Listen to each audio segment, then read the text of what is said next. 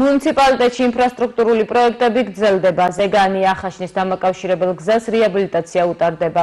2 კილომეტრამდე მონაკოძე გაიგება ასფალტის საფარი, მოეწყობა სანიაღვრე არხები და ეზოებში შესასვლელები. პროექტზე ჯამურად 1.300.000-მდე ლარი დაიხარჯება. სამუშაოები გურჯაანის მუნიციპალიტეტის მერმა გიორგი მაჭავარიანმა და საკრებულოს თავმჯდომარე ვანო ბერიძიშვილმა მოინახულეს. გურჯაანის მუნიციპალიტეტში აქტიურად მიმდინარეობს ინფრასტრუქტურული პროექტები. დღეს მდგომარეობით 10-მდე საგზაო სამუშაო სრულდება. ერთ-ერთი გამორჩეულია ზეგანი ახაშნის დამაკავშირებელი 1700 მეტრიანი მონაკვეთის მოასფალტება, რომლის პროექტშიც შედის ორმხრივი სანიაღვრე არხების მოწყობაც და შესასვლელების მოწესრიგებაც.